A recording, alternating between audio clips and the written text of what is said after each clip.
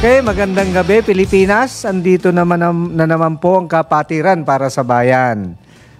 Magandang gabi Pilipinas at una sa lahat, asan na yung pina-flash? Hindi ko mabasa. Pero in the meantime, binabati ko si Kuya Ricky, kasama ko ngayon. Congratulations for having a successful district convention at Masonic District R4 Rizal. Yan, mapapanood at mapapakinggan kami via website ng www.dwiz882am.com at i-download ang DWIZ app sa iOS at phone. Live rin via DWIZ882 Facebook page and channel. May text line po tayong 0999 66768. Tayo po ay Free TV, Aliw 23, Sulit TV, Channel 25, Signal Channel 23, Satellite Channel 24, TV Plus Channel 27, at GMA Afford the Box Channel 20. Available rin po kami sa digital TV devices at TV receivers. Mangyari scan lamang po ang inyong digital TV receivers at digital boxes upang mapanood ang Aliw 23. Okay, hi po kay Worshipful Jaime Jimmy Pakanan. Suot ko ngayon yung kanyang yung t-shirt. Ba't nawala? So, just and upright. Kuya Jimmy, hi po dyan. At thank you very much dun sa Masonic Temple, yung aircon. Maraming salamat para sa nagloloya sa Masonic Temple. Okay, ako po si Gerardo Sadsad, isang manananggol. Kuya Ricky. Ako naman po yung Nicod, Ricky ko po. Magandang gabi po sa inyo lahat. Ako naman po si Doc Arky De Leon, isang dentista po. Kasama po natin si Kuya Emil. Yes. Yes. Hindi bago si Kuya Emil. Tagapagtanggol ng mga naapit. Opo. Magandang gabi po at naku, maraming salamat po at Yes. parang nangangapit bahay lang naman ako ngayon. Correct. Magandang gabi po, magandang araw po at saan man kayong sulok ng mundo o ng Pilipinas, sana po ay nararating kayo ng aming program, Kapatiran para sa Bayan, sa isang napakagandang gabi ngayong araw po ng Lunes. Ayan. Siguro take para introduce yung ating panahon. Yes. Yung napakainit na issue sa Taytay Rizal na pag-uusapan sana natin, pero yung abogado na bisita sana natin medyo na-delay sa traffic. Pero meron po tayo in equal kagalingan din sa barangay development naman, ang pinakamalaking barangay sa lungsod ng Maynila, at ang ginagawa nila ngayon ay para sa development ng barangay. So si Barangay Secretary Jess Abihar, i-welcome po natin dito sa Kapatiran sa Bayan sa DWIZ. Okay. Maraming salamat po, Sir Emil. Yes. Sa lahat ng nanonood at nakikinig din sa radyo. And of course, sa Kapatiran para sa Bayan, magandang gabi po sa inyong lahat. Hindi kami yung nag-iisang malaking barangay. There were numbers of barangay naman doon. Saan distrito po kayo sa Maynila? Distrito 3 po yun. District 3. Kaya malaki kasi nasa amin yung Manila City. Manila City Jail, mga kuya.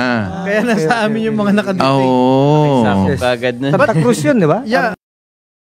Geographical, malaki naman din. Yung Avenida, tsaka Recto. Yan. Yan ang kanilang sako. Kabataan ko yun, nanonood pa ako sa audio yung cinema doon. Ito, Attorney Jerry. Black po, yung Opo, Manila opo. Grand. Nangarap ako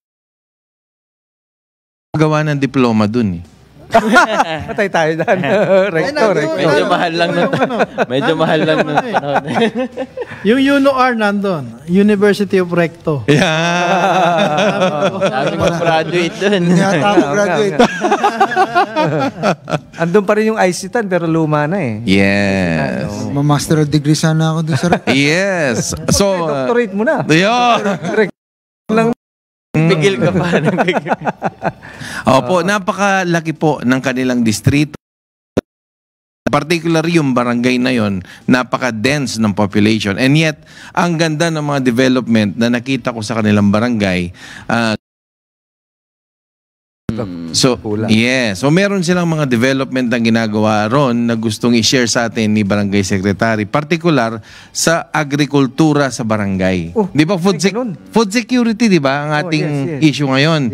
Na dapat sana kapatid na nakikinig at nanonood ay magkaroon na ng consciousness sa food security. Sa kanilang barangay, ginagawa na nila yon. Like Marikina, di ba Kuya Ricky? Meron kayong bagsakan doon. So malamang baka meron din sila. Bagsakan din kami doon. Yung galing sa mga iba't ibang lugar. Doon binabagsak yung mga raw materials. Tapos, tama. Kaya doon actually, parang ganun po yung intention. Kasi yung bus terminal ng Philippine Rabbit. Alam ko yun. At saka yung Genesis. Ay nasa amin. So, pag may mga products coming from these provinces, sa north, amin bumabagsak talaga. Pero pwede ba natin explain ko security? Yeah. Yes. Yeah. Ano po yan, Kuya? Well, siguro yung agriculture, na nakapag-aral nun yung pwede mong paliwanag. But with regards to the urban planning para dyan, so we just find places para dun siya gawin. Unfortunately, ang ating barangay ay masisikip na sa Metro Manila. Saturated na so ang pwedeng itapat lang dyan, yung mga maliliit na pananim like yung mga urban gardening. Yan. Yung maliliit. Yung kamatis, no? Tama po, yan, talong. At mukhang yun, sinabi mo kanina, Attorney Jerry, na tulad sa Marikina, magiging bagsakan ng bayan, bagsakan ng mga agriculture at ng mga sentro na pwedeng puntahan ng mga tao nandun sa kanila. Actually, sentro yan eh. Yes. Avenida na yan. Avenida, sentro yan. Meron din kaming BF City baksakan. Yan. Mga gulay, mga crops nandoon, binabagsak doon. So yun din ang concept. Please share to us, paano po yung concept na yun? Paano namin i-start ng ganun o doon sa community itself? Kasi marami naman mga talipapa at palengke sa paligid. In fact, sa pagsakay mo pa lang, Divisoria na malapit eh. Pero ang gusto rin naman namin, yung time na pupunta kayo Manila ang pinakamatraffic. Mag-i-spend ka, Divisoria lang papunta, baka higit ka pa sa kalating oras doon. Tama. Sa traffic. So, hindi ka na mata-traffic dahil yun. Tapos, hindi ka na rin mag-i-spend ng pamasahe. Kung magta-tricycle ka, na malamang 100 to 200 yan, na yun sa puhunan mo na gagamitin. So, doon na lang sa barangay mismo kukunin para idea. Yun. Parang alam ko yan na Kuya Emil. Kasi yan yung sa Quezon Boulevard, andyan. Andyan din yung Recto. Tama. Andyan din yung, di po ba? Yung Sakop po namin yung Quezon Boulevard. Yes. Yan yung Raon. Yes. So talagang sakto eh. Nandun sa So kumbaga sa Tarlac, melting pot. Yes, meron. Di ba? Correct. Oo. Ang galing. So baka paliwanag ng maigi kung paano nyo gagawin ito. Oo nga, true regular market ba o baka kooperatiba ang balak nyo? Hindi kakayanin ni barangay kung siya lang talaga. So we will needing somebody na magpa-funding. And fortunately, meron tayong kooperatiba na nakausap na. Yes. Actually, yung mismong main host natin dito, nag-pledge na nga eh. Si General... Hindi, sa kabilang programa yon. Okay. Sa station na ito. Yes. Boldi, nakapag-pledge na rin na, sige, I will be setting up na meron akong amount na ganito na pwedeng gamitin. Natutuwa kasi nagustuhan niya yung concept. Yung concept na yun. At nandiyan yung mga katulad siya, mga po pwedeng tumulong dahil mga capable na umpisahan natin sa mga urban areas talaga eh. Saan banda po yan? Dito ba sa mismong yung PCCR o adjacent po siya ng PCCR. So nasa gawing kaliwa. If you're going to Divisoria, nasa kanan po kami. Yung isita na sinasabi nyo, katapat nyo. Tama. Problema doon sa isitan, yung mga ninja cup doon, lagi nang huli, mga Manila Boys eh. Yung kumakaliwa, hindi mukhang ka pwede naman diretso, pero na-control na rin sila. Na-control na daw. Control na ba yun? Kaya alam nagka-traffic doon eh. Ang taga-control si Sir Jess. Pero may magandang tanong si Doc. about food handling. Sige, Doc Arky, go ahead. Ano nga pala yun? Yeah. Yung food handling. At sino hahawak? Yan. Importante yun. Ano, Yes, yes. of course, Yung story. kami kasi, Oh, yes. doon sa BFCT Bagsakan, magaganda yung crop eh. Pero syempre, hindi naman lahat yan mauubos. Oo. That's Tama. correct. Yung pagdating ng gabi, paano nila-store? Kasi normally what we do, Cold ginagawa. storage, oh. Wala silang mga ref na medyo malalaki, di ba? Yung cold Opo. storage na to back them up. Kung lang nila, tinatakpan lang nila ng parang dyaryo Yes. or blue sack, gano'n. Sirap. Okay. So yung proper handling, sayang kasi mentras na nababawasan at Yes. itim yung gulay. Siyempre, Yes. cabbage, pag ganyan. Parang Okay. nalulugi rin sila eh. Oh, diba? correct. Gumagaan yung Hindi kami pwede. mag-i-stock ng marami kasi perishable yung mga ganyan. Yes. Yes po. Perishable siya. Opo. Prior to that na dumating siya doon, yung mga staff mismo, sila yung magiging marketing namin na nandoon iniikot. Just imagine, meron dyan isang karinderya na nag-uubos siya ng kilos na bigas eh. Tapos marami silang niluluto. Yes. Siguro mga maraming putahe ng ulam na nandoon na niluluto. Yun, hindi mag-i-stock ng marami. Na kung meron man na sumusobra, malaking para doon sa aming Manila City Jail. Yun. Pwede namin silang tulungan. Nagbibigay nga kami ng Yes. food doon, tinapay, palugaw. Di syempre, meron pang extrang tulong. And may partnership po ang Manila City Jail, female tsaka male, at tsaka yung barangay. Magkaibigan ko sila sa mga ano. So just in case yung mga sought to be perishable, doon pwedeng para at least pwedeng ihanda. gawing lugaw o pinakit Yes. o mga ganun. Opo, Chop suey o mga Pwede ganyan. ko Hindi mo siya doon yung masasayang. tortang talong. Pero Kay sir, okra na may... Sir Jess, may advantage ba ang bibili dito? Mas mura ba to sa palengke o parehos lang or anong Yun, iba po? maganda rin yun na Well, ang gawin kasi, papantayan yung presyo. So kapag pinantayan mo siya, nakatipid ka dahil wala ka ng transportation expenses. correct. Tapos yung gigising ka na madaling araw para mamili, pati yung time mo makokontrol mo. Hindi ka nagigising, hindi ka na mapupuyat. Nandun lang. Nandun na mismo. Mm. Sa barangay na siya talaga manggagaling. Yes, yes. So parang may tolda kayo doon, no? Tent o anything. We have a big barangay area na secretary. tinatawag natin covered court area Okay. na may area available So po. kanya-kanyang mga stall doon na kung saan sila siyempre magbabagsak eh. Na gano'n, oo. Hindi siya stall, talagang Baksak na talaga. space siya na malaki. Space siya eh. Oh. Maraming kasing ano doon, maraming malalaki. So siyang walang lugar. Yes, parang kiosk? yes. Walang kiosk? So ang gagawin ng mga mamamalengke, ikot lang sila. Mm. Tama po ba? Hindi, I-deliver po sa kanila. Wow. Yung mga tanod syempre, at actually magmamalasakit sila para mag-deliver kasi ang mangyayari po, ito yung mga maghahatid na pagtapos i-market ng mga staff, sila naman yung nagdi-deliver. At meron sila mga point system eh. The more you deliver, the more Incentives. incentives, tama. At saka yung share, kasi magkakaroon ito ng ano eh. Ano ba tawag? Dividendo. Dahil co-op nga. Pero, Sec Jess, baka pwede mag-suggest ako kasi sa mga negosyante na nakausap ko, napaka-importante ng cold storage facilities. Merong mga points na pwedeng yung mga produce bago makarating dito through the supply chain na makarating sa Avenida, for example, ay lalagyan ng storage para siguradong fresh pa rin pag i-deliver sa inyo. Yung mga ganong idea ba, pwede ba yun? Malaking bagay po yun. But then again, bago kasi dumating, meron ng kliyente na may paglalagyan. pagkukuha. Sa bagay. Hindi na siya may stock kasi Budget na. yung isang karinderya na kumukuha ng mga 50 Tapos kilos isusupply na nila yun eh. baboy, bagsak na sa kanya agad yun. Within that day.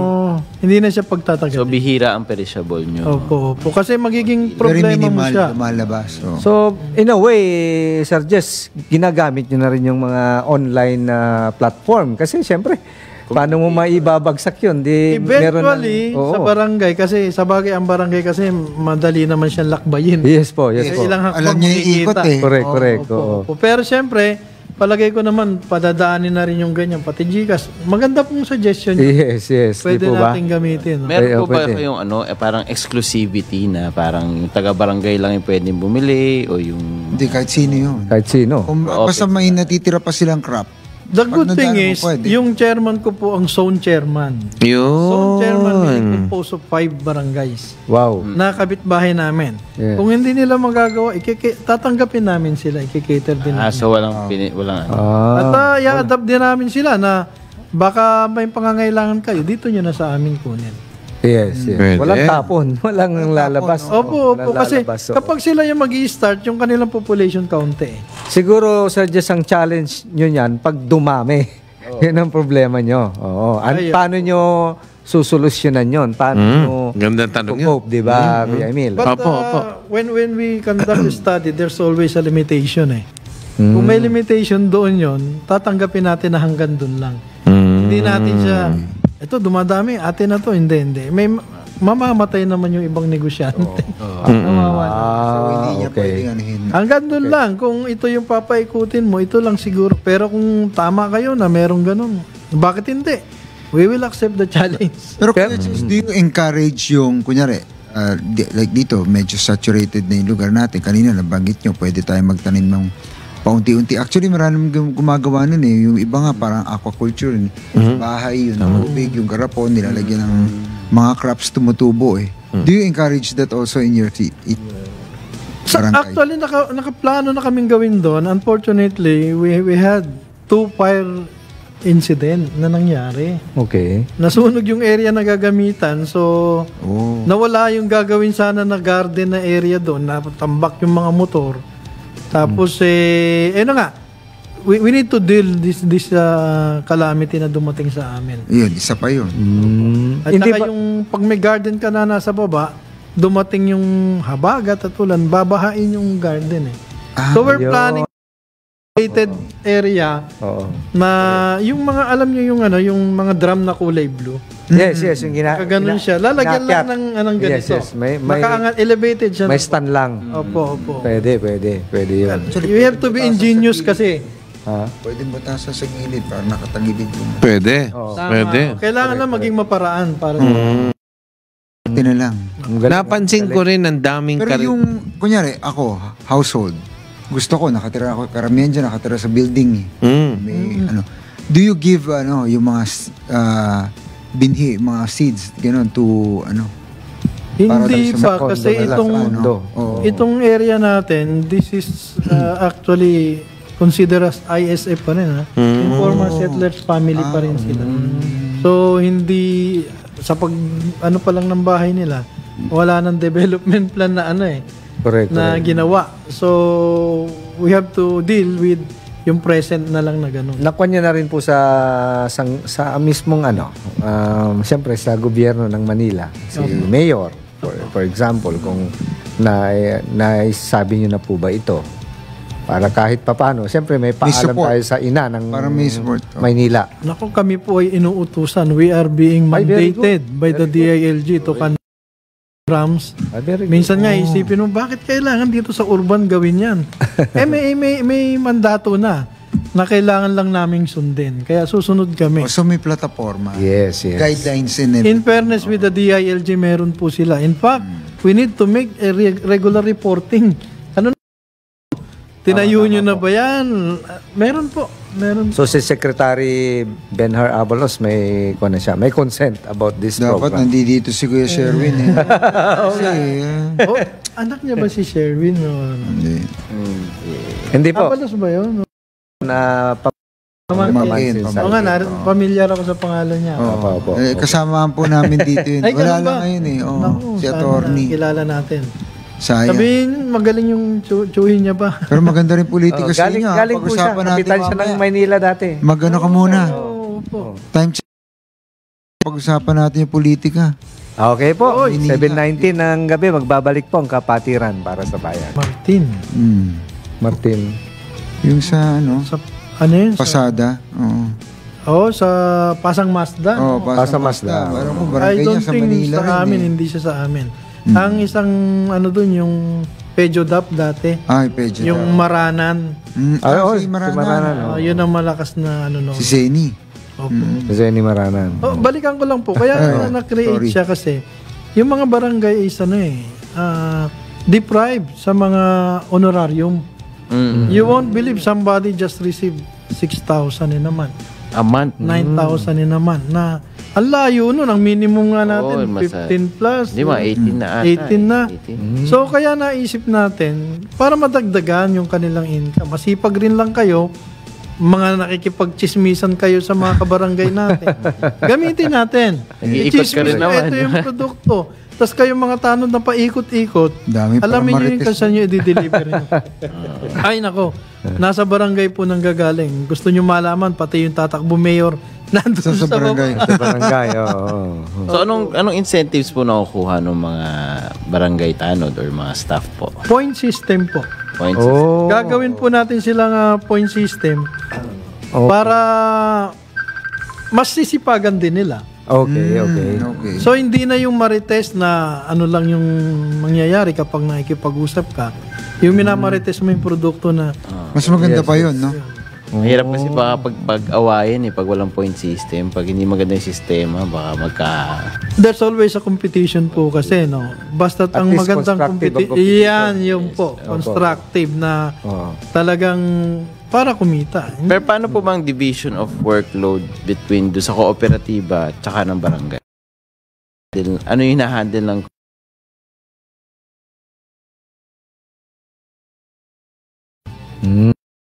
Issues. You won't believe araw na ginawa. Mga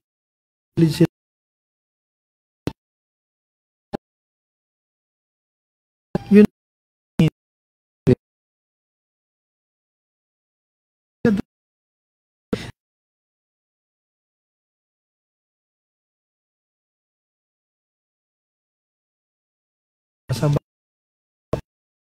nito is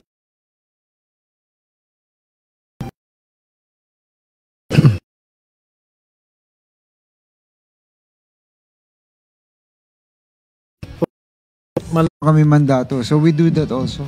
Siguro pwede natin pag-usapan minsan para makatulong din po kami sa inyo. Nako, gawin niyo po sa barangay namin. We always Yes. think as the first sisimula. Salamat, ang Yung galing. mga bagay na mga ganyang... So, tama-tama pala sila ang pilot projects. Oo. Flagship. Oo po. Flagship program. Oo. Oo. Oo, Kasi ang ng daming Manila. population, hindi nyo na kailangan maghanap. Nandun po yung mga... 20,000, imagine Ilang tao na may 20,000. pila na yun. Announcement. Pero gusto ko lang itanong ulit yun na naitanong ni Jerry kanina. Merong mga 4-story, 5-story akong nakita na nung binulungan ako ni Saisi, Oh, isang Emil. staff namin. Sir Emil, yung mga nakatira dyan, 6 na pamilya. Sino po ba yung engineer sa inyo? Mga professional kasi kayo, baka may engineer. Although yung first kagawad namin ay engineer. Danger yung ano, Oo, sobra. yung status. Kasi Delikado. may tumayo palapag. You won't believe, 5-story. Opo. Na maliit lang siya. Siguro mga 20 Square meter? Wala akong nakikitang poste. Parang hollow block na gano'n. Sabi ko, konting lindol, delikado. Naku. Pero sementado yun, kahoy, saan ga? Asintada po siya. Yung asintada, yun nga ang delikado na nakakatakot. Oo. Hindi, kasi kung walang palaman sa loob, delikado ka eh. Oo. Babagsak agad yun. Sasayo Parang yun. bato lang yun na. Pag ginanon wala na. Which, hindi natin siya pwedeng gibain mo yan, bawal yan. Kasi nauna pa sila sa akin dun eh. Baka ako yung palayan. So parang ikaw ngayon ang sampid para kung pagsabihan mo sila Tapos ng sigurado gano'n. yun, walang building permit yun. Hindi yan dumaan sa Office of Building Official ng Manila. Opo. Oh, sigurado yun. Susunod ko pong tanong, sa ganyang density ng population, kumusta naman po ang peace and order? Ayon. Peace and order. Dahil na and may mga iskinita siya at before the fire incident happened, almost all the alleys in the street, meron kaming CCTV. Actually, pag may batang nawala doon sa isang lugar, sabihin mo sa amin, in a few minutes, makikita namin kung saan siya pumunta. Maganda. Oh, yun. Unfortunately, nasunog yung CCTV. Aray ko. namin. So, we need another budget para itayo. Actually, meron ako nakita ngayon mga ginagamit sa barangay, mga malaki, parang dome type.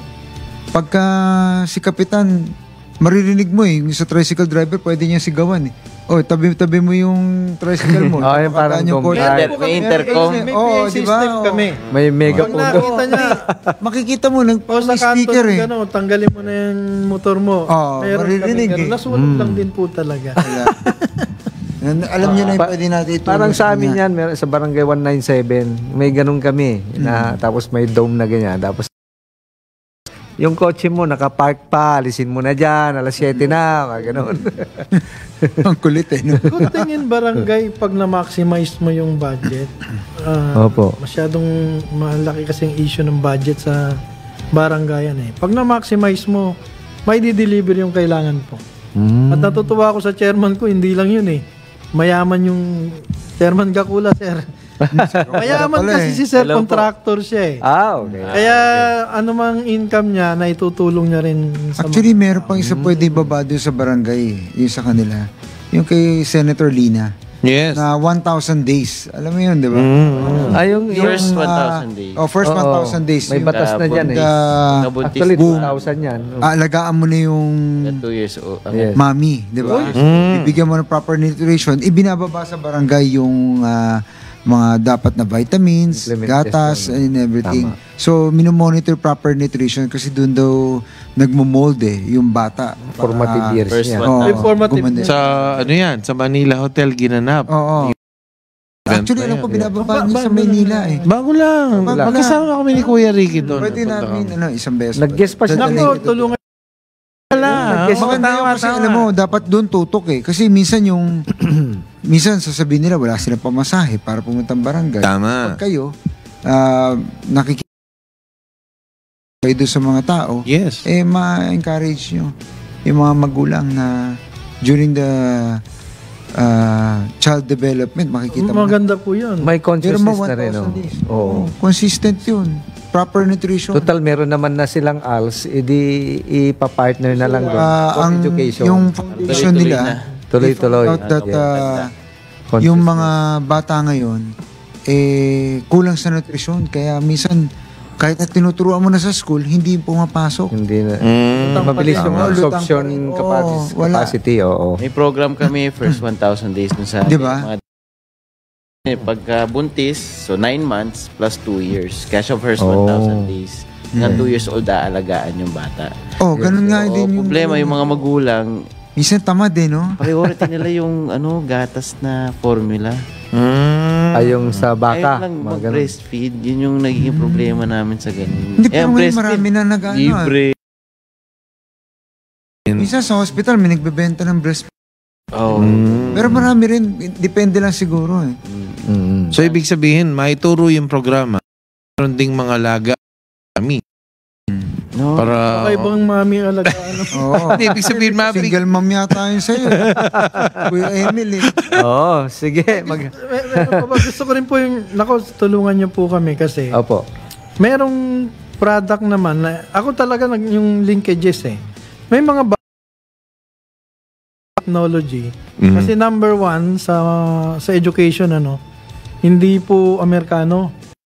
Singapore, Taiwan, Japan. Meron akong kaibigan na nagtuturo siya ng mga ganun. Kinakapos lang kami dahil kailangan naming bayaran din yung kanyang serbisyo. Oh. Now, he can do it in an online basis na merong ganyang widescreen yung mga bata manunood. Mga computer. Ano tinuturo niya po? Yung Basic. speed reading, computation, mental math. Magaling ha. Wow. mental At meron math. pa Ayos po yan. doon yung blindfold reading. Yung anak ko nagbabasa noon ng Yung Blindfold? braille. naka-blindfold po yan. Hindi braille. Hala. Blindfold siya, yung libro, gaganyan. Di ba, naka-blindfold, gaganyan na yun. Nababasa niya. Meron pong ganong technology. Your organization should Ayos yan give time para tingnan po ito. Para yung mga Galing. tao ay, nabanggit nyo na kanina, alagaan yung nutrition. Alagaan yung pangailangan. Pag naging magaling yung mga bata, alam na natin kung sino yung kakausapin. We just need the fund para masustain naman kasi may talent yung magtuturo. Siyempre, Pero- trainer. Ako, madalas ko makakausap, sabi niya, kaya rin siya magaling magbenta. Nung bata siya, nagbebenta siya ng mga bote-bote, mga dyaryo, mga ganon.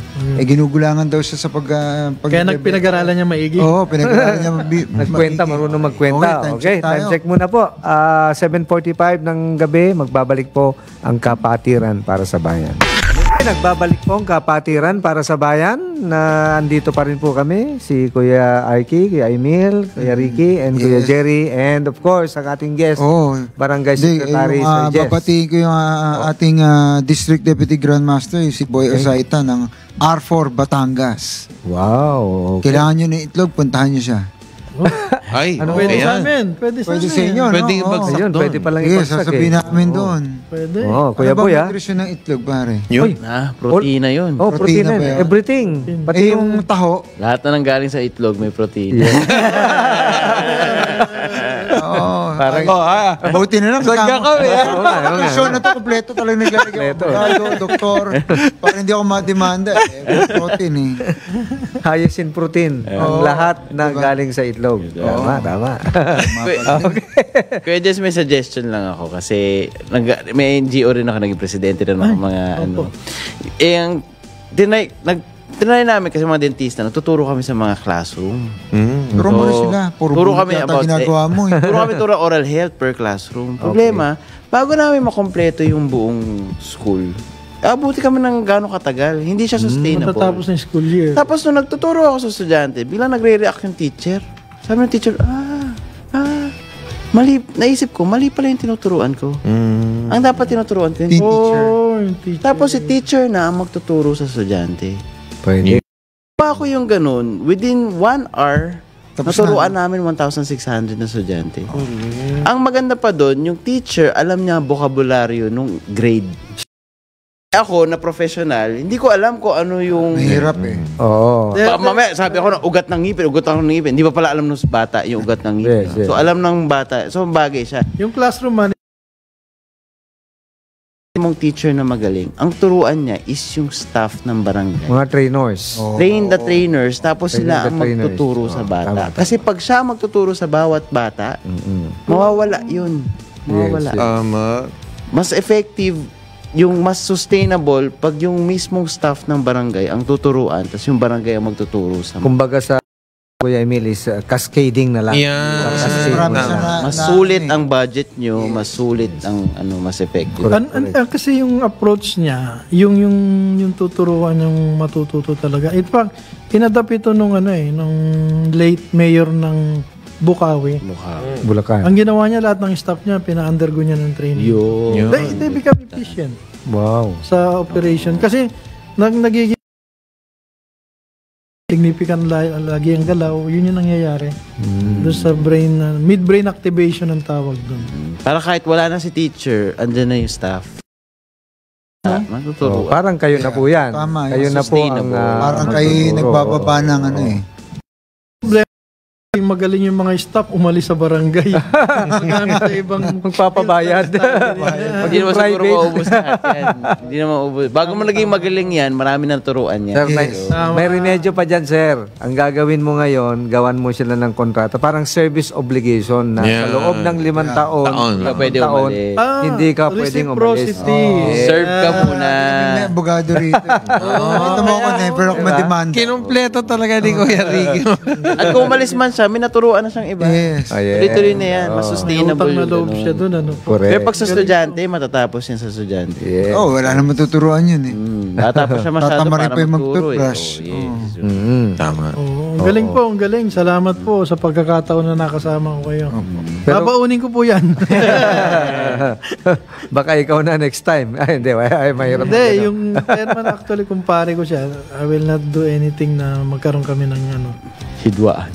tutulungan ko na lang siya. Yes. Kaya nagagawa ko naman yung pwede sa barangay. Pero mas maganda yung sabi ko nga sa inyo, gawin niyo tong flagship program Tama po. para sa ibang barangay. Parang ito yung Kuya Emil, Template. spreading the virus of excellence. Yan. From 310. Yes. Ayos. Kuya, yung dati yung lugar nyo, napansin ko yun eh, ang liwanag eh. Ngayon, dumilim ulit eh. Ano nangyari to? Ayun na, lumabas na yung mga reklamo. Hindi ako ba? Hindi. Manila rin ako eh. Kuya Ricky, baka Graduate nga ako sa St. Stephen eh. Dumilim ba dahil doon daw sa mga naglalakad doon paggabi? Hindi, O yung ilaw. Nasunog lang ba yun? Ano bang klaseng ilaw hinahanap? May mga ilaw yun. Hindi naman ako hindi. Iba yun eh. Pag kumaliwa ka, kumana ka rin. So para yung crime na tanong kanina, no? Yes, Yung sir. incident na gano'n, yung doon mismo sa amin, walang masyadong yung mga tutok, hold up. Ang nangyayari yung mga nakasakay doon sa Avenida, yung pag Yes po. na-snatch, pero hindi rin po nanggagaling sa inuhuli namin siya. Kawawa nga at nabubugbog, nasasaktan. Yes. Kasi napapagbintangan yung barangay namin eh. Na kayo nang bubugbog, parang Hindi na kami yung nanggagawa ng krimen. ng kalokohan ng presidente krimen. namin. Oh. Hindi po totoo. It so happen na kayo lang nakakahuli. Kasi ito po, sa barangayan, kahit yung pinakamahirap, alam namin. Okay. Kilala namin yung kriminal. Correct. Kilala namin yung kriminal, even especially involved in drugs. Kilala po namin sila. Yes. Kaya kita sa CCTV. nababantayan kung hindi ito nagagawa ng isang barangay, there's something wrong with the leadership. Yun na yun. Which is nagagawa Dito niyo tok po. yung Po, barangay. nagagawa po yan. Galing. Kaya alam namin agad. Yung krimen na tinatanong ni Sir. Kuya, may dito sa estasyon di ba? Nakita mo, merong nagpapalitan ng droga, ganyan. Kayo ba bilang barangay, pwede nyo kagad sila hulihin o kailangan tawagin nyo pa yung pulis o yung PDEA ang dapat kumuha nun? Sa mandate talaga, si PDEA. Ang pwede. PDEA talaga. But, the barangay has its own police power. Yun. Pwede rin naming i-implement yun, especially ongoing yung committance of crime. Hindi pwedeng pabayaan ng Red-handed. barangay yun. Actually, nasa kanya ni yung caught in the act. Caught caught in citizens flagrante yes. delicto. So, kahit ordinaryong citizen, Citizens pwedeng arrest. Yes. Pwedeng Yun. makuha yun. Lalo na kung barangay. I-coordinate mo lang sa barangay tsaka sa pulis na Pero Pero kamusta naman nakakatakot kayo lang bilang para sa barangay? barangay. Kasi, di ba minsan yung krimen, Oo meron nga, silang oo. baril. Correct. Meron sila, Police yun eh. Yes. Sa atin, sa barangay, wala. Puro yantok pa rin ang dala natin. Batuta. Yun, medyo yung chairman ko, ayaw magpahawak ng baril eh. But merong close in na merong may gamit. Kasi Yeah. there was a time na lumabas na isang malaking operation ng drugs sa barangay namin. There were 312 Wow. watch list. Ako yung nagalit. Hindi pwede sinula to. Right with the regional director ng PDEA at PNP, nataranta na rin sila kasi hindi naman talaga totoo. So we just have, wala pa nga kami 50 na watch list eh. Tapos control pa namin, kilala pa namin. Yes, So, yung ganun mga nangyayari, yung police may konting mga sa reporting nila at Para kumota lang naman. Tama, attorney. tama po kayo. Para Para sinabi, no? Para mag-iinit kumota. ng report. Para may kota lang. But in oo. fairness, yung coordination nila sa amin, ganun din naman. Kaya kuya, pag may problema ka, sabi sa'yo, punta mo na sa piskal. Patay tayo dyan. Oo nga pala. Mukhang mabibitin tayo Siguro, sa baka usapan natin. mabitin tayo. baka Huling meron kayo, mensahe sa inyong mga kabarangay at karatig barangay kasi baka... Huwag naman huli, babalik pa siya. Sige. Sa ngalan mensahe, po, opo. sa ngalan po, Chairman Roland Gacula, maraming salamat po sa programang Kapatiran para sa Bayan.